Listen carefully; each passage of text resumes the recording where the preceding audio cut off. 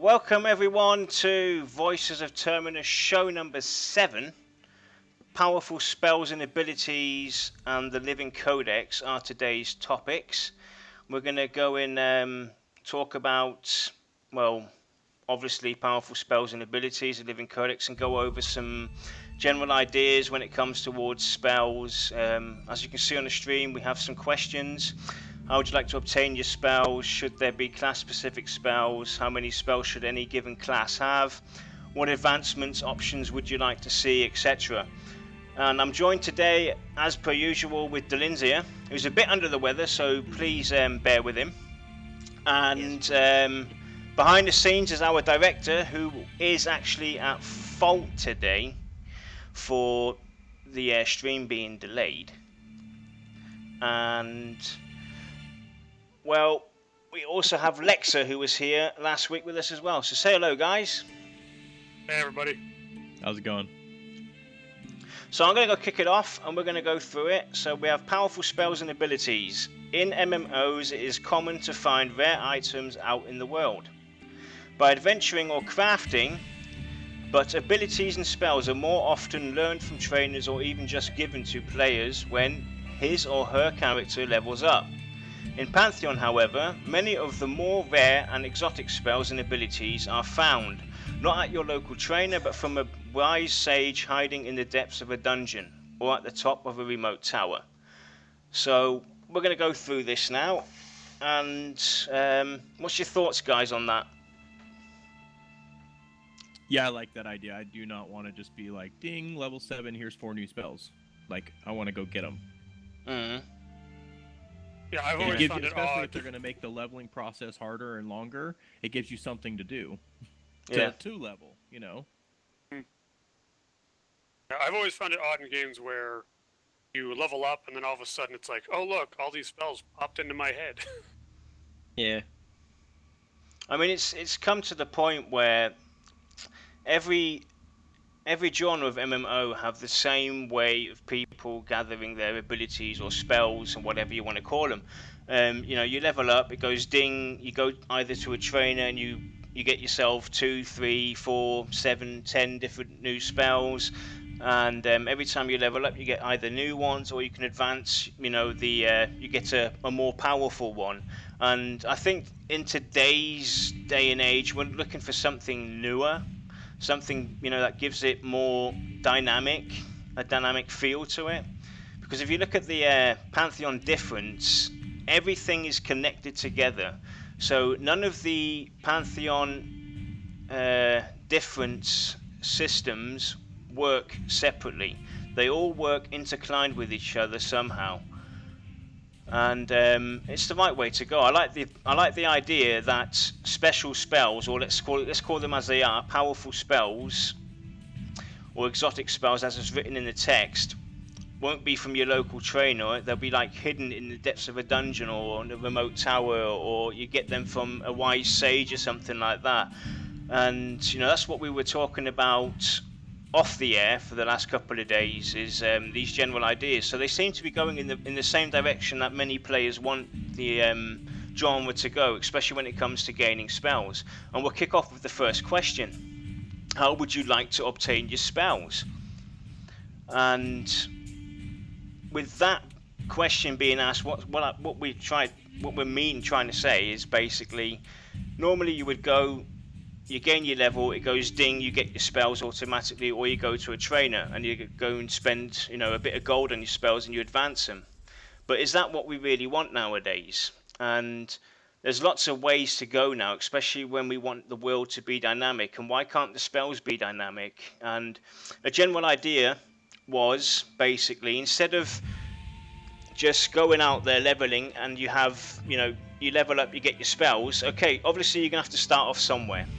So you create your character, you have your base set of spells for that specific class, and instead of, you know, leveling up the normal way we would do, and you ding and then you get your spells, what about the opportunity of like having the consider function also for spells? So the general idea, what we have and what we've been talking about and speculating on is, let's say for instance now Leksur is playing his summoner, and we engage an orc camp, and in that orc camp is a summoner.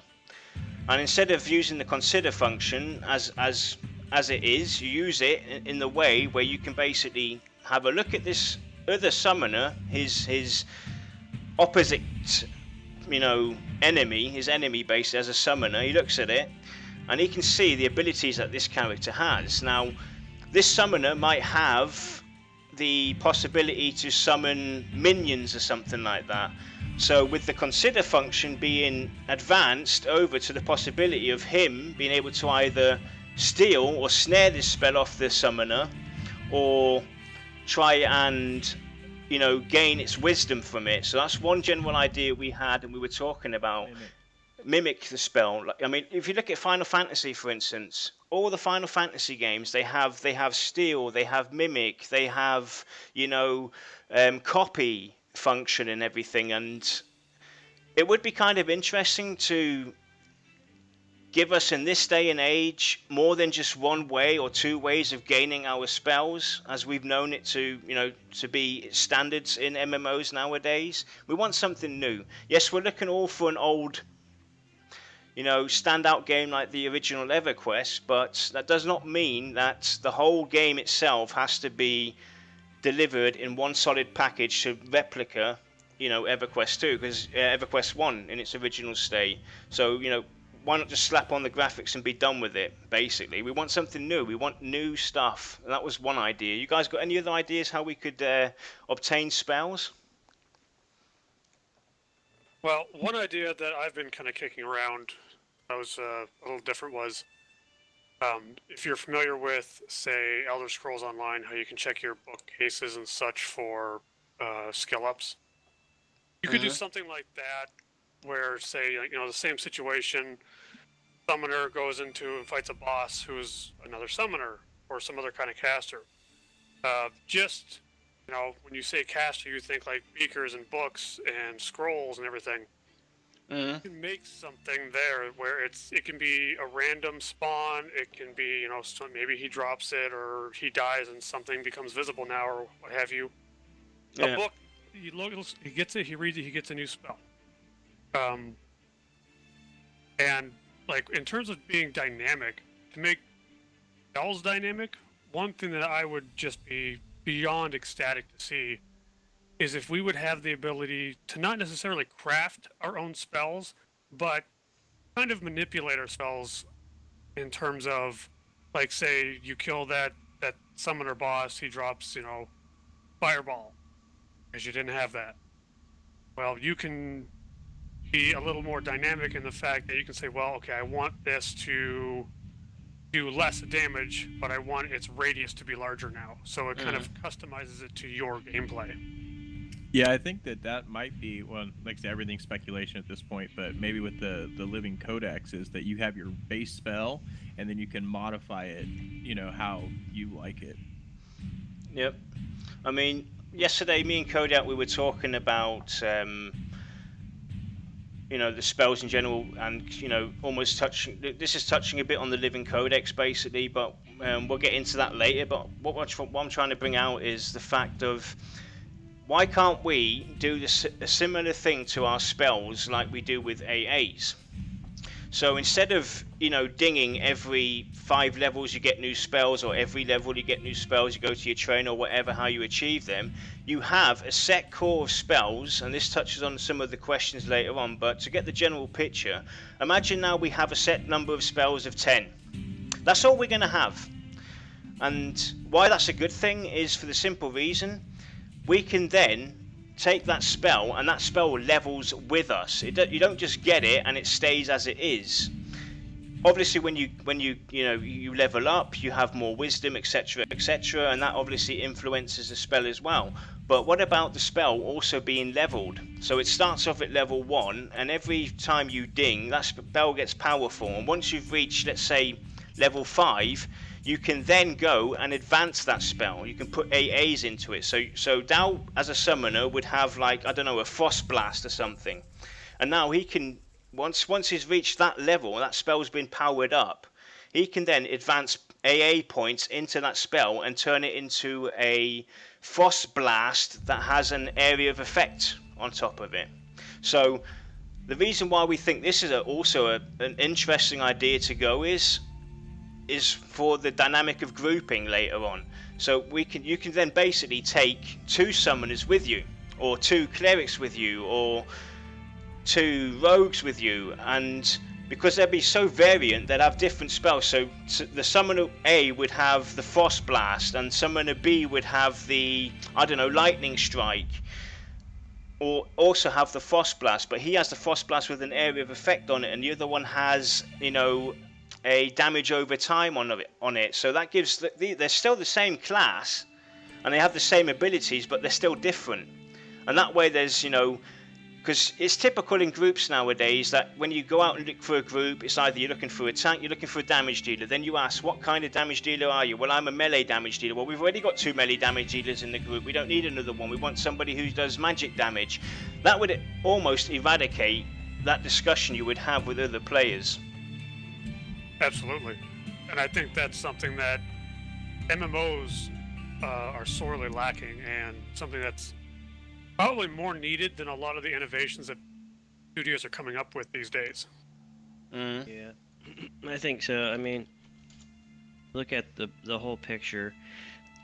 In EverQuest, a good example is when you leveled, you could gain access to a higher level version of your spell. I kind of like the idea that you can kind of go horizontal, and then you can actually kind of manipulate the spell, perhaps going like, say, an area effect type version of the spell. So you put your points into that, or you can put your points into a direct damage version of the spell. I mean, it's pretty cool. It's a cool concept. And then of course, obviously, it'll make the summoners a little bit, you know, different. And then they can bring, like you said, if you have 2 summoners in a group, it'll bring a different dynamic to the group play as well. So it's kind of cool. But as far as spells, I don't know about mimicking or stealing spells. I think to make it, I don't know, more interesting, you need to earn it or achieve it by either finding it, discovering it, finding it in a lost tome somewhere, tie it to a quest, something like that. Don't just give it to the player, because a lot of MMOs continue to give, and what developers don't realize is you got that percentage out there who are demanding give me, but a large majority of your player base wants to earn. They want that challenge. They want that puzzle to figure out. Granted, it might be frustrating along the way, and of course everybody gets frustrated when you're trying to figure out a puzzle, but in the end you feel like you've achieved something, so you're going to continue to play because you just got rewarded, because your hard work paid off in the end. While MMOs now are just hand feeding, spoon feeding, whatever you want to call it nowadays, nobody seems to have the drive to continue to play because you're just giving it to me. No longer fun. You know, I like to earn it. You know, everybody likes to earn, you know, a reputation, earn something in a game, earn a reward. You know, gotta give that feeling back. But this giving you everything for free stuff, it just doesn't work, man. It just kills the gameplay. It kills the reason to be in the game, period. I mean, I'd rather go adventure in a dungeon with friends, helping me to achieve my quest, than have the spell handed to me. Right. It gives a reason for us to all play together. Oh yeah. Back in EverQuest, I never played a wizard, but I had a couple friends that did, and this was back when you couldn't go to the plane of knowledge to just buy all your spells, and one of the big wizard ones was Ice Comet. You know, just a huge, massive amount of damage, and people had to go quest for it or get it crafted, and it was at the period in EverQuest lifespan where a lot of the crafters were kind of leaving the game, and so we had to resort to questing for it. And I helped them out, and the minute they got it, I swear to God, for 3 days straight, all I heard was, I got messages of Ice Comet every time we cast it. They just send me a message every time, all caps, just Ice Comet. Just like, wow, you really like that thing, don't you? And giving me personally giving me a spell, I'm not going to get any satisfaction out of using it. Yeah, kind of neat. Yeah, it does what I need it to do. Make me earn it, and then when I use it, I'm taken back to all the hard work that I had to do, and the satisfaction of I earned this, and all this damage or whatnot is being done is directly from what I did, not just, oh, I click a button, look. Mhm. Yeah, exactly. I mean, that's where it needs to go back to, is earning these things. I mean, it can be quest based. I mean, you could have a few crafted type spells too. Even I remember having to gain components in EverQuest and actually manufacture a spell with a tome, but you had to have so many points in your spell research to be able to actually craft that spell. They need to bring that type of stuff back, because believe it or not, as frustrating as it was for some folks, a lot of people enjoyed it. And I think that's where the developers need to start realizing that they need to start catering to the majority of the players, not the small voices out there that are really sounding really loud over all the mellow, calm people who, look at reason. We need to get back to those type of roots, and by doing that, questing, crafting spells, getting them from a monster drop perhaps, or a particular zone. We need to go back to that type of stuff, because just handing out to me, no good. Mhm. That's Right. that's I where they're agree destroying 100%. their player base. Yeah, Yeah. even if it's something as simple as, you kill a boss that is the same type as you, or same archetype as you, like a caster. You'll drop a caster rune or whatever. You get certain ones, you put them together, boom, you've Yeah. found out how to make a spell. I mean, it's you just have to add something simple to make us feel like we've worked for this. Yep, Yeah. exactly. It doesn't have to be like super complex, but I mean, if they want to, that's cool. And make an epic spell quest, or a few epic type spells that are like hard to achieve and attain. That way, people have something to work for, or work toward a goal. Because that's ultimately, I think, what MMOs and games in general, the goal is to win, but make it to where it's tough, to get there. Because in the end, you're going to feel rewarded and you're going to feel accomplished. And a lot of MMOs make me feel like I haven't accomplished anything. Yeah. Hand it to me, and I just feel log dull. in, kill a couple things, ding a couple levels, log off. I didn't really do anything. I just, followed the Yeah. course Oh, of the. Yeah, and it's very discouraging to, like, say you play with a friend off and on throughout the week.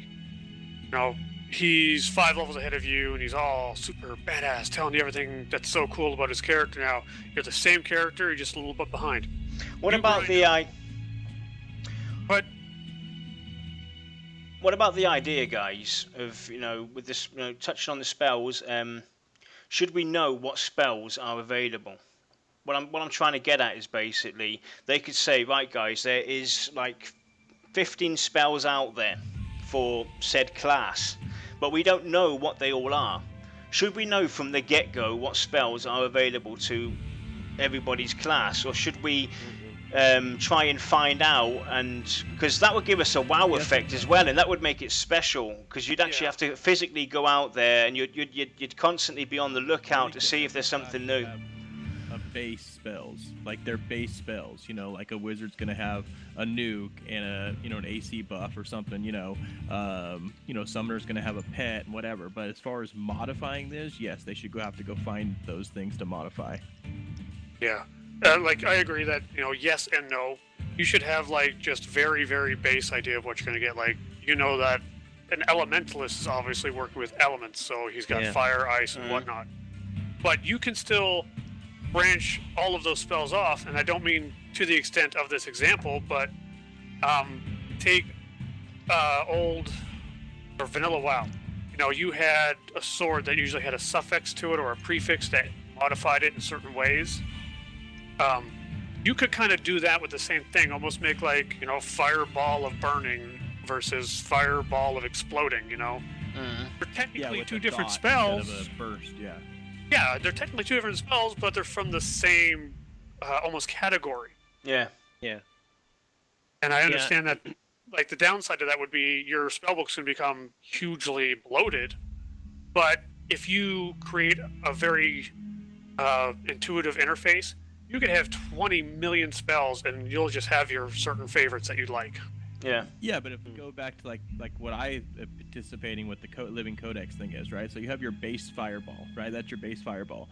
Yes, and you'll have 3 branches. Let's say you have your base fireball with an AOE. You have a base fireball with a dot, and you have your base fireball that does even more damage or whatever. Then, depending on the situation, Spells and say, I've got the AOE version, I've got the the big explodey high damage version, and I've got the dot version. So now you can kind of mix and match them. I mean, we talked about it. We talked about it yesterday, and I took the example of a druid, for instance, and the basic example was now imagine this, guys. Have them, because if I'm just starting out as a wizard, I may just unlock the AOE one, right? And your first one, you might want to unlock the dot one. So we're both having to work to unlock all three of them. Eventually, once you're a great and powerful wizard, you'll have all three of them unlocked. Right. Yeah. And if we use that example further, you could even take that towards the modification of spells and say, I've got the AOE version, I've got the big explodey high damage version, and I've got the dot version. So now you can kind of mix and match them.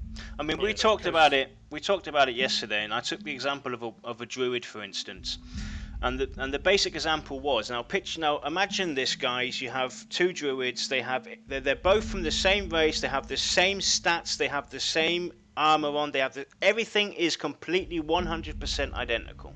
The difference between the two is that Druid A, with his root, went down completely with damage, doing a dot on top of it. And Druid number 2 took a different path. He took the path of making his root awesomely powerful. So now we've got two druids in the group. Now normally that would be a conflict of interest, because you've got two druids in the group. They're exactly the same, blah blah blah, but the difference for the power of their spells, because they would level them as well. These spells would be leveled. So he's leveled it just purely on his base root. He's pushed that to the max. He hasn't gone into a different, diversive tree in the living codex or whatever, but the other one has. So now you've got the guy who's going to be centrally routing these, group encounters or whatever. He'll be basically crowd controlling the warden who's just got his basic root, and the other one would start tapping out his root with a dot. Crowd controlling and taking them down. That would give the groups benefits completely as well, and I think it's a kind of interesting idea to look at. If we could. It's more to your play style. So if I'm a druid and I group with my friends and I'm always the healer, so basically my points are going to be spent more on healing and buffing, SOW and stuff like that. Where if I'm a solo druid, my points are going to be more spent on nuking, rooting, stuff like that. Right. So.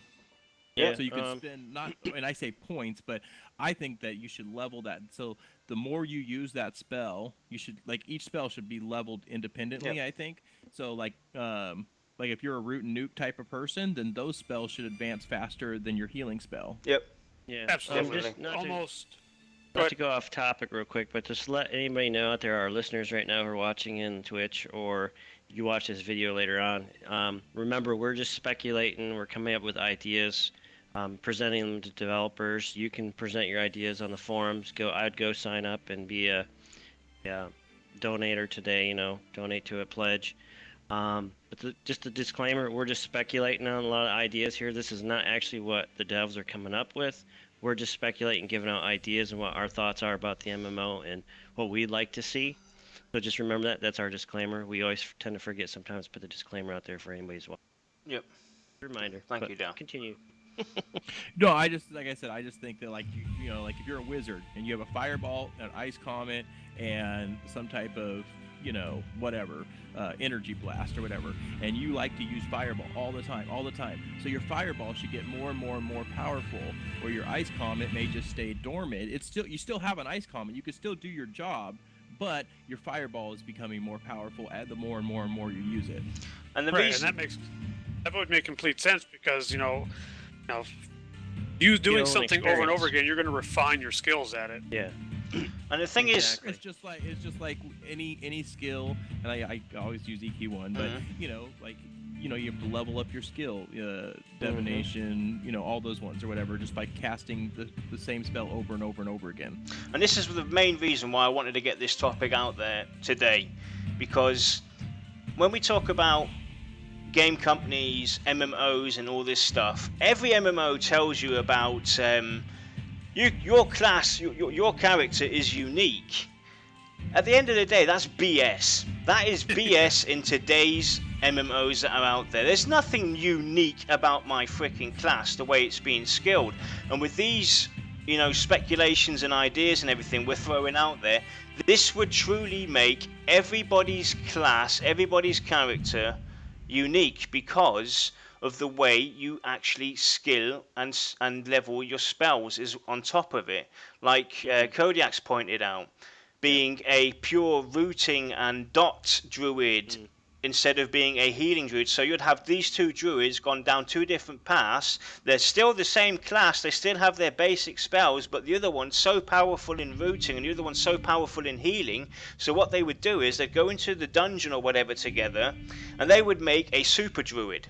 Because you've got the one druid who's super at healing, you've got the other druid who can do the crowd controlling, and boom, you don't have to go out and look hours long for an enchant or a cursor to go and take over this job. The druid can do it because hey, he's skilled that specific spell of rooting, and that would make all characters and all races unique.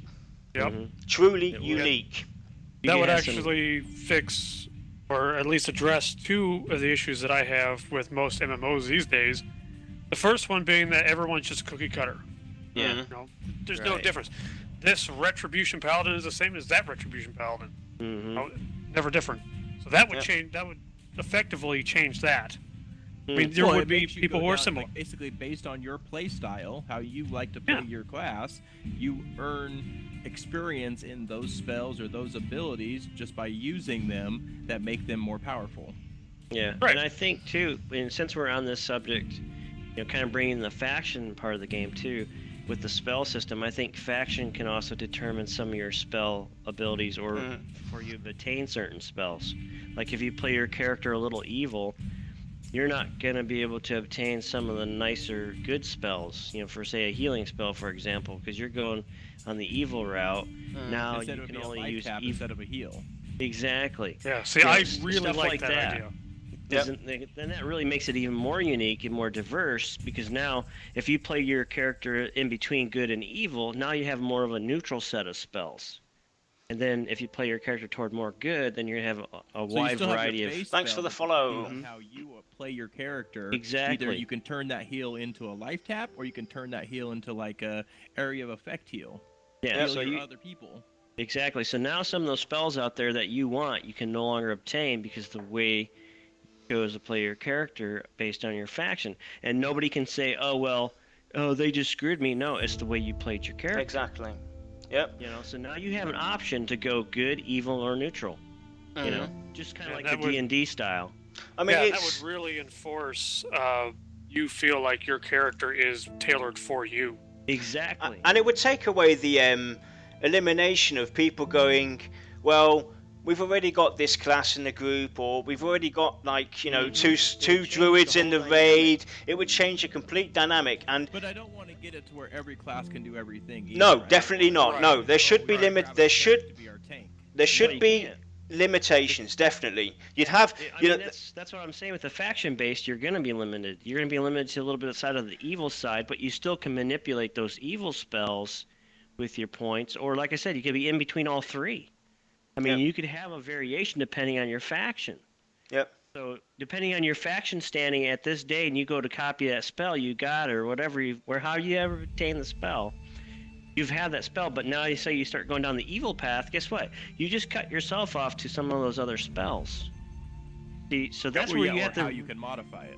Yes, and how you can modify that spell too. So now you've really put yourself where you have to really think of your choices and how you play, because guess what?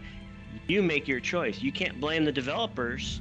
You have to blame yourself on which way you play your character. I mean, picture the following, guys, now with Dow's idea, just to bring it out to the public out there.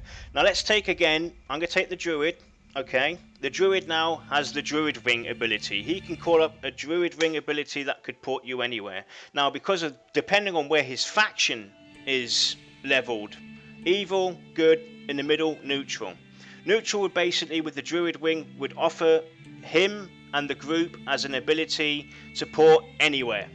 Now, if he's been a naughty druid and he's just been going beating up everybody, his faction has now moved over to the evil side. So when he pulls up his druid ring, all you can do is port over to the evil side. And the same thing with the good. That's the kind of, that's actually a pretty cool idea when it comes to really that. like that. Because that's what we've been talking about. Dynamics. Yeah, to the ogre city or to the the scar city or whatever it is. Where if you're neutral, you'll have ports to everywhere. Good will only have the human and dwarfs, vice versa. I mean, that's kind of a cool thing to think about. Yeah, I mean, because then you look at it too. It comes back to where I've always said is you want to make the player feel special in a group. You want them to feel special about their character and that their character can contribute to the group. So you might have an evil druid, you might have a good druid in the group. Now your party can go to the evil places where you couldn't with the good druid, but the evil druid can actually take you guys there now as a one party. So now everybody's special because now that druid can't go to the good side, but this druid can. So now he feels special because now he's got that ability to take you there. So it brings more uniqueness, and it also brings that specialness to everybody's character being very important to a group. Yep. And then quickly touching on as well towards the spells. Not a lot of people out there know this. The atmosphere and climate system influencing the spells as well. So if we're now in the woods and all of a sudden rain clouds start to form, the summoner has a spell called, I don't know, water breeze. And all of a sudden, because it starts raining, he doesn't have water breeze, he has, I don't know, water shower. So his spells just become a different spell, but that's only limited because at the moment of time it's raining. As soon as it stops raining again, it goes back to the normal spell. These are things that they are thinking about of bringing into the game. And their example is a core lightning spell could deal more damage than a typical lightning bolt spell because there's a storm in the region. And this is all fantastic stuff. And as you can see, guys, why I'm saying that the Pantheon Difference, everything is related, you can see why we said that from the start. Everything on their website towards Pantheon Difference, it's all interconnected with each other. And that's what we've been asking for, screaming for ages, is this kind of dynamic connection within the world. So everything affects your character, i.e. the weather, spells, your clothing, etc. It all impacts you, how you're going to survive and get along in the world. And I think we've touched on the first question pretty good. So let's get into the second one. Should there be class-specific spells? Meaning... Absolutely. Yep, without question. Absolutely. Absolutely. Yep. That way, because they've already said they want it so that if you're LFG and you're looking for a rogue, that rogue can perform his job, his duty efficiently. Now, whether he's customized his own abilities left, right, or neutral, he can still do his job efficiently. You see what I'm saying? Mm-hmm. Yeah, that way you've always got kind of like a base idea of what to expect. Then you kind of know what you need, what you want. And from there, you can just be like, okay, well, we really want melee DPS. Well, that limits us to these guys. It's like, okay, well, you're not really given any reason to be singled out between the rogue or the ranger because technically, depending on how they specialize or customize themselves, they could be very, very similar. Yeah, exactly. Yeah.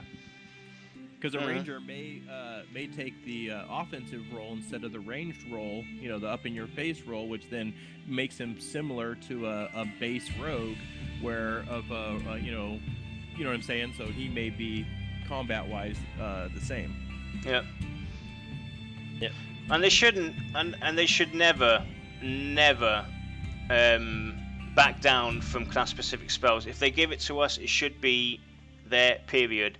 It doesn't matter how much, I'm going to have to say it, whining is going on from other people saying, well, I want to be able to port everywhere, I want to have this and that, I want to be able to go invisible in that. No, your class does not have that. It's not part of the lore or the fantasy base behind that character. You're not going to get it, period. And they should stick to it. Yeah.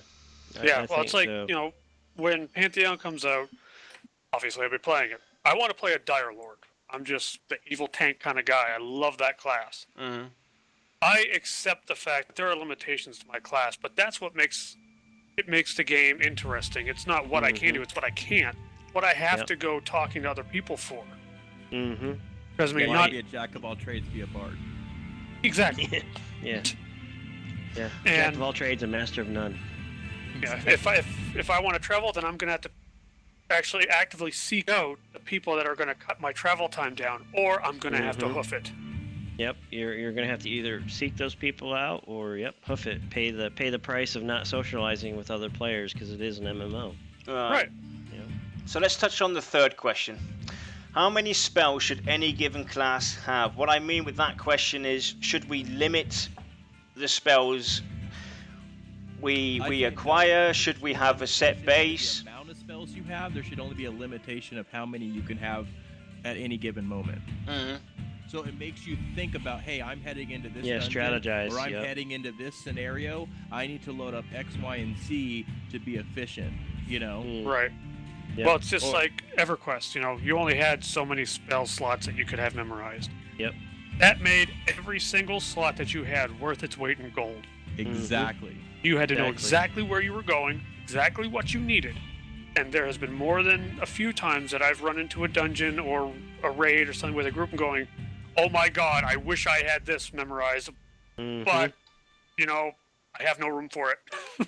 Yeah, exactly. I mean, that's just the way, the ball rolls, and you got to figure out what works for you and suits you best for the particular environment or dungeon or area that you're in.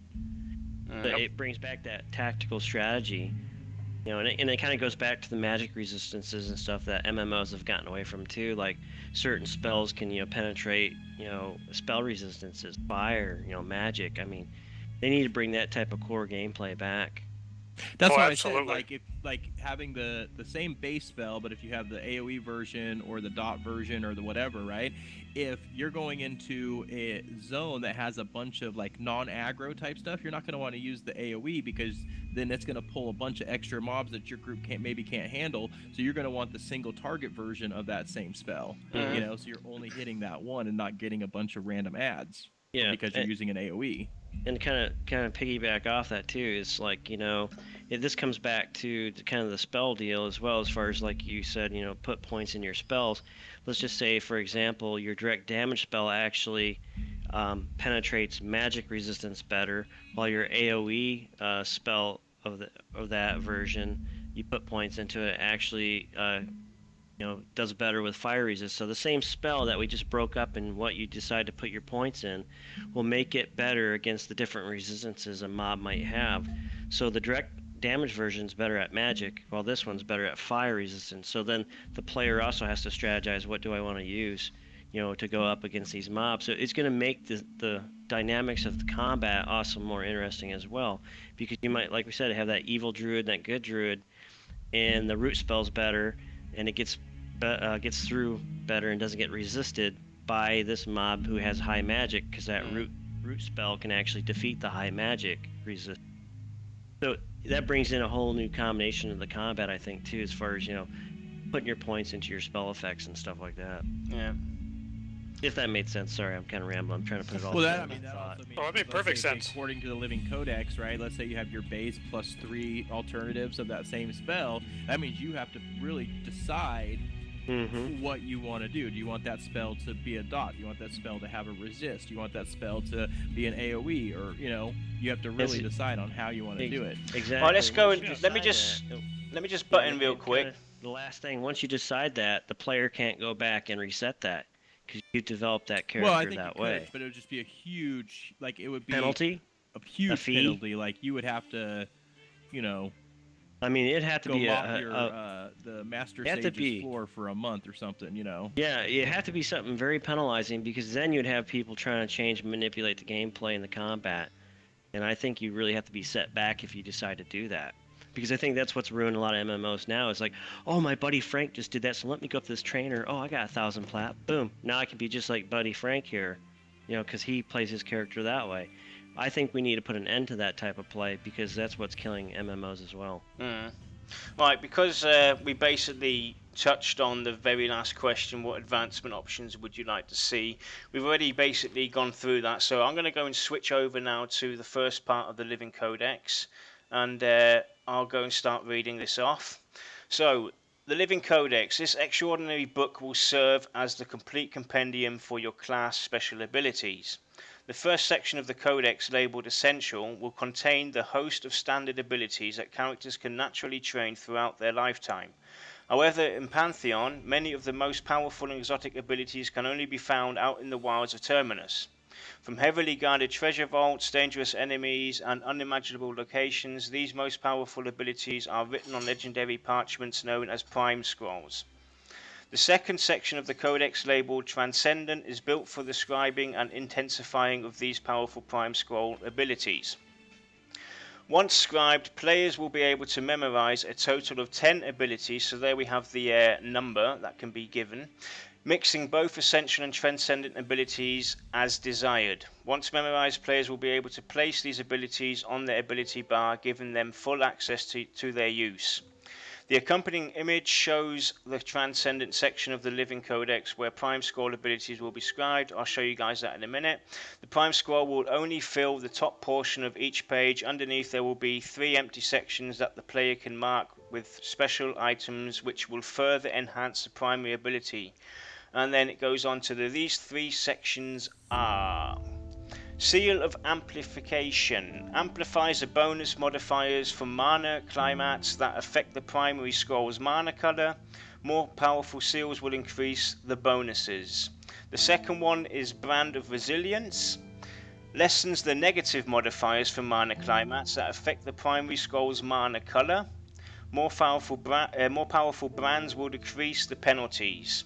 And Signet of Synergy. Applying a Signet of Synergy to an ability will unlock different class-specific synergy effects that can be used in combination with synergy effects from other classes.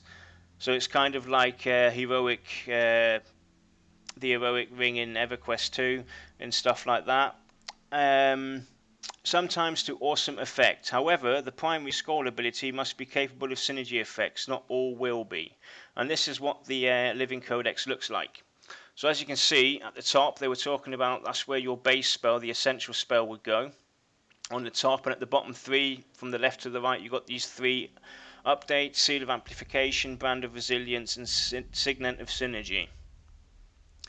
And this is what we've been blabbering on about for throughout the stream, is this Living Codex, and now you get to see what it's going to look like. This is going to be the spell book. Yeah, so I think you got your base spell at the top, right?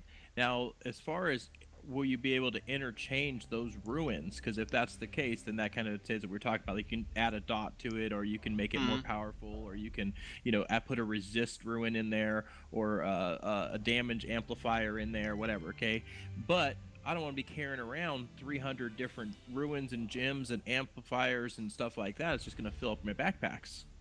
Yeah. Yep. Well, I can completely agree with that.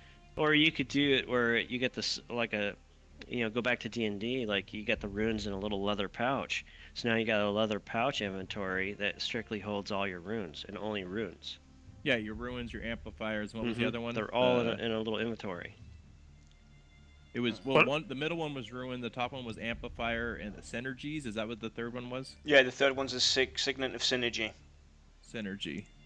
Yeah, I mean you could do it that way too. That's specifically a belt slot item, which is a belt bag that contains you can actually upgrade the holding space for those runes or those spell regions that you need. It's cool to go find those ruins too. That gives you something to do, is to go out and hunt and discover new ruins and kill bosses for new ruins, and do things so that you can obtain new amplifiers, ruins, and synergies so that you can modify your own base spells. So that's actually seems like it'd be a lot of fun for me anyways. Yeah, I can already see myself spending multiple hours just looking for additional runes for my abilities. Oh, for sure. Yeah. Game on. Yeah. Yep. I'm gonna go get the bucket, bag of chips, and a 2-liter of soda. I'm here for the long haul. True that. Yeah, so I mean that's another option that you can have too for the player economy as well, is that these runes might drop off of mobs randomly. So now players have a marketable item that they can sell in the Well, I think marketplace. there should be some ruins that'll be like, of No course, drop if you get a or- raid ruin, it's going to be a no drop ruin. Yeah. But of course, if there's like little tiny, plus this, plus that, little ones that are all over the place, yeah. I'd recommend throw those on the too. market. Just everywhere. Just have all kinds of different random ones like that.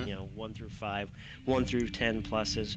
Just kind of like D&D, a +4 dagger. You can modify that dagger to be up to +6.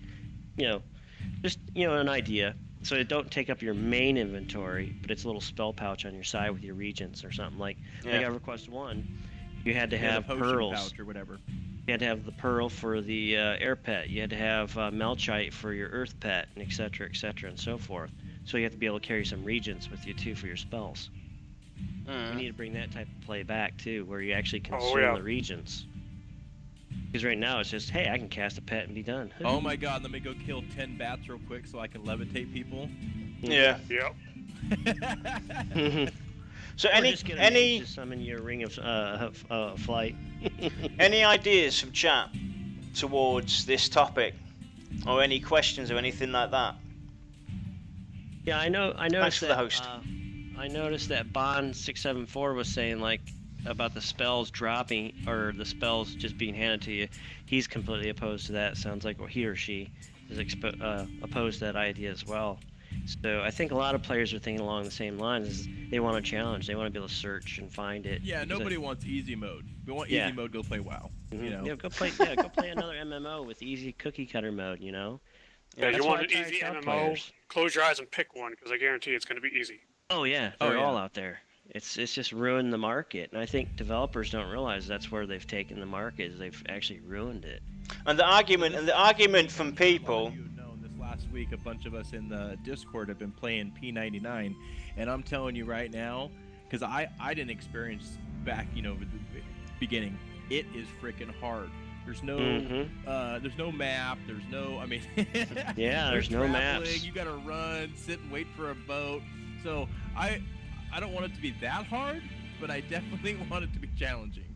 And the reason, There are a lot of things in games that are kind of not necessarily expected now, but have been proven to be just very good for the community. I mean, the map system, I played EverQuest when there were no maps. All you had, and you still had to level up your sense heading skill to find out where north was, and then figure out where you're going. I mean, that's great for immersion, but the map helps so much. I mean, you can get caught up to your group mates easier. You can find your friends no problem. And you don't you get know what? lost. do you wanna touch on that now? Real quick. I want to touch on that too, since you just brought the map thing up. If we do this, or if the developers decide to go this route, an idea for the map system would be really simple. You get pieces of a map Oh of the my zone. god, yes. That would make it more interesting, because now you just found a section of, say, Thrown Fast. You don't get the entire continent, entire Yeah, zone. I mean, You're getting small pieces, and then people can sell these, and auction these pieces off too, so you can actually build the map for your map book. Then you actually have a map of the zone. We have an even better idea. Now that makes it even more interesting. Yeah. Because Yeah, giving us the even- map, giving the map to everybody, terrible. Me and Yeah. me and Well, Kodiak. Or having a higher level. Well, the other way was like how you discover it. So as you walk through it, it becomes open, whatever. But I like the map pieces better. But if they don't, then do like some type of a discovery. So once you've been there and you've gone to each little key point within the map, it unlocks that area. But I would rather go find the map pieces. Yeah. And Well, and another idea. Let me just real quick. Another idea of doing it as well is this was something that Kodiak brought up as well as an idea. Is instead of having map pieces, you have a blank piece of paper technically, and you're walking now through this zone, and you have obviously points of interest within this zone, and you could mark it out on this piece of paper roughly, and you'll gradually draw your own map. Oh, that's what they do in EverQuest already. Yeah. That's already been a feature that's been implemented in EverQuest 1. Yeah, but it's been taken away since then. But on P99 they have zero map. That's what we're talking about. It's not in the live when I'm playing my 105. I'm talking about But I think the map piece idea would be better, because the places are already kind of marked out and mapped for you, and like you do it in sections. So let's say a map of a certain area is like 12 pieces. Now you got to Well, work it could for be those 12 different pieces. based on the size of the zone. Yeah. Too. Well, yeah, it could be It too. could be Yeah. like its starting city has 3 pieces. Yeah, The next well- zone over might have 5 pieces. A big giant With- zone like the Oasis or something. The huge. It might have 10 pieces to complete that map puzzle.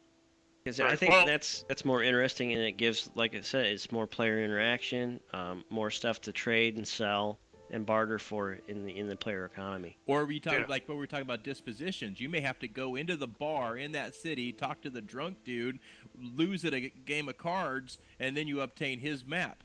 I mean, I don't know. That'd be kind of cool. Yeah. That would I mean, be there's interesting. There's all kinds of ways you can get these pieces of map, but they're random. It's all random. You don't want to have a specific guy drop that piece all the time. you Right. know. I think So you going could back even to our go random to the ideas. point of, like, with a lot of games, one of the biggest things developers will fight with is getting in-game currency out of the economy. So what they could do is you could actually make, like, quote-unquote map purchasable in town, but it only covers, like, the town and a little bit around it. And then you have to fill in the rest yourself through map pieces. Yeah, that Well- could be a good idea too, like a starting piece of map. And VR. Yeah, and that way your players aren't starting blind, Mm. so you could just give them, like, the newbie zone map, Yeah. but they've got to Give work 'em- to give expand 'em, it. Let me. some underwear, a mace, and a map of where their Yeah. starting city, and that's Exactly, that's it. Yep. Just to That's it, man, touch, that's all you get. just to touch on what Lexa said about the economy getting driven out by the game developers. One thing for sure, VR are not looking to do that. They are actually looking for a player-based economy, not something that other developers would do and try and take out all the economy from players. It's actually going to be player community-driven. No, not actually remove like economic control from players, but every game has what's basically called cash sinks, ways to get money out of the economy so that the money still stays valuable. So like with EverQuest for reagents and stuff like that, like your Paradox money sink, for for your you have clerics. to Those have were the very money expensive to in the day do things. because the money is created through killing mobs and through completing quests. So basically, the money is created out of thin air for you. So they need a way to Otherwise, get people would some just have money an out. insane amount of money, and everything Yeah. would go through the roof. Exactly. That's the whole point. Yeah. So you're And gonna have your it's- money. That's why you say bring in regents, bring all that stuff in. Right. That And way you have to it's a- purchase that stuff. I have dabbled in the Economic Balancing Act in games, and it is not nearly as easy as people would think. Like, oh, just make this a little more expensive. No, it doesn't work that way. You have to consider the long run of the effects when you change any prices. Yep. And I mean, it's just a fine-tuning act, and I think giving the developers an idea like the map pieces, also saying you can purchase a small section in each major town, or maybe in every other village or something. That's going to give them a way to get some money out of the economy that they don't even have to really Exactly. think about. Yeah. Yep. And that's the way to do Bond it. Bond 674 said earlier on in the stream, he was talking about getting your spells, finding them, this, that, and the other. What is there's another problem to it. He was touching on the internet and wikis and stuff like that. Well, that would have to be limited. They shouldn't just let anybody go and do a wiki. I mean, obviously, yes, you can. If people want to do a wiki and create quest binding stories, but certain things can still be limited, like no map UI, no map interface that you can install that shows you where everything is. That's something that's got to be. They have to give their consent to that. I think what needs to happen too, as far as the map thing, what we're talking about, but you could also make it to where you can put actually notes on your map of your map portions and pieces. That's what I was talking. A journal. Basically, having the blank piece of paper so you can put your own landmarks, your own notes. Oh, this is where the intersection with the orc, and then you put a little pin on that piece of paper, and then over here you put a little pin on a piece of paper. Oh, this is the pond. Whatever. So when you pull up your map and you see your guy, oh, I'm next to the pond. Oh, to get to the corner with that orc, I have to go east. Yeah. So you can make your own notes on your maps, but yeah, ultimately, yeah, I hate the idea of people being able to manipulate and show everything on a map. Like you could get maps. I remember EverQuest where it showed you all the mining nodes and stuff like that. that type of stuff needs to be killed. I think Oh yeah. definitely. And Killed. WoW, I was actually frustrated with the game when I was in, just kind of got the itch to craft. Mm. I was- I like it how EQ1 is there are no nodes. If you want mats, you got to kill shit for mats. Yes, and I think that's a better route, to be quite honest. No nodes, because then you're having that. I don't know. It's just, I think the mobs dropping it is better because it helps the economy along. This over mining stuff and be able, people creating bots and stuff. I think it's going to help cut down on the hacking and bot crap. And I think ultimately too, just to give it out there to Visionary Realms, I mean, crack down on hackers. Yes, down for the on love them. of God. The They only are the only destroying issue games too. the only issue that I've ever seen with the whole dropping of materials method is that you're going to get higher level players that are going to come back and just AE the crap out of the zone, which hurts your lower level players because all of a sudden now, you had 10 orc camps in this area that you could camp at now. Well, half of them are taken up by other groups, the other half's taken up by farmers, and it's like, well, where do I go now? Kind of thing. Yeah, well, I think that comes back to, we were discussing this in a couple episodes back, but it comes down to, like, when you go back to help like a lower level player, you're dropped back down to a low level player. Say you're the mentor, it drops you Right. down to their level and mentor. So now you can't go back to a higher level, back to a low zone and just go and wipe it out. There's Yeah. limitations you could put in place to keep that from Oh yeah, happening. I mean, like Guild Wars 2, where you walk to a lower level zone, you're just low level. Yeah, whatever the cap for that zone was, you automatically became. Yeah, I 27 think that was the did cap, and you were 40. As soon as you walked in that zone, you became 27.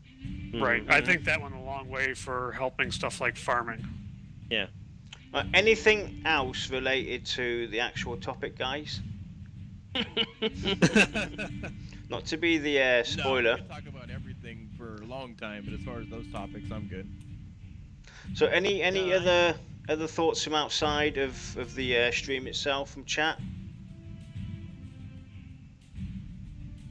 Like Bond said, how many bear asses do we have to kill to get a map piece? I seriously think a lot of those map pieces could be like quest achievable too, like they're quest based. I mean, you can mix them up, so it's not just dropping off of mobs all the time. It's dropping in a quest, perhaps a quest. Of course, the quests are randomized. Quest, talking to an NPC in town, doing a favor for him, something. Yeah. Yep. You could change it up so it's not all static. Yeah, exactly, because you don't want that to happen. Otherwise, it's just going to be an overkill. I think it needs to be balanced throughout the different variations of how you could obtain it. Yeah. I think the rule of thumb going forward with almost every MMO now should be, if you can easily document it and throw it on a wiki, you shouldn't do it. Yeah. I think that's how it should be. Yeah, because, I mean, I always liked the adventure, finding a place and then writing notes on my own notepad at my desk to strictly, this is where I went today, this is what I found, this is who dropped it, blah, blah, blah, or this is how I need to get there. I like taking my own notes, and figuring out That's funny you zones. say that, because like I said, for the last week I've been playing P99. I literally have like 4 pieces of paper with like random written shit on it of, to go talk to this guy or get the orc belts. It goes to this guy. He's at this location. Da da da da da. I have it all written right here, sitting on my desk. Yeah. And I think if they made an in-game journal, I think that'd be even cool. So you can actually keep your notes in game for yourself. Yep. So there's a lot of cool things they could do with this, and I'd actually rather chicken scratch on a piece of paper than type. Or I mean you could do that too. It's you got the in-game journal you can use, or you can use your chicken scratch on your notepad. Either way, the options there for players. Well, I think that kind of like wraps it up for the show today, because we kind of went off topic now for the last 12 minutes or something like that. So, any other last thoughts towards today's topic, powerful spells and abilities, and the Living Codex, before we end the stream here? I think we covered a lot today. We'll start with Leksur. Any last thoughts? Oh, not really. We've covered pretty much everything here. I'm really excited to see how that Living Codex actually gets polished and altered as time goes by. Kodiack? Yeah, I mean, I'm actually, now that you read those things about the the ruins and I'm excited to go farm for them and get them and see how many I can unlock and whatever. But please don't make me have an inventory full of just stuff. Like, give us, like you said, another extra pouch, something that doesn't affect our other inventory. But I think it's going to take up a ton of time, very time consuming to go find and unlock the way you want to tweak your base spells. Dal? Not really. I mean, we touched on a lot of stuff, thrown out several ideas out there, and I think we all had some really good ideas that if we could coordinate and combine them together, or the developers could look at them and go, hey, yeah, I think that's feasible. I mean, hopefully some of our ideas actually make it into Pantheon and any of the community's ideas. I mean, ultimately, it's gonna be interesting to see how the system works and what they come up with. Hopefully, like I said, they take some community ideas and they can enforce the grouping and the social aspect of the game. Yep. Well, I'm not going to actually contribute this time because everything's been said. And I think with that, guys, thanks for joining us. And next Thursday you got off, Dal? Yeah, I'm off next Thursday. So we're looking at the next show for next week, Thursday. So a week from now, we will be back on here talking Pantheon Rise of the Fallen. And if you guys want to join us, I'm going to quickly go and link you the TeamSpeak server. You're welcome to drop in anytime you want and actually take part in the discussion here. Everyone's more than welcome. And we will see you guys next week. And with that, good night. Yeah. See you guys later. Everybody. See Thanks ya. for joining.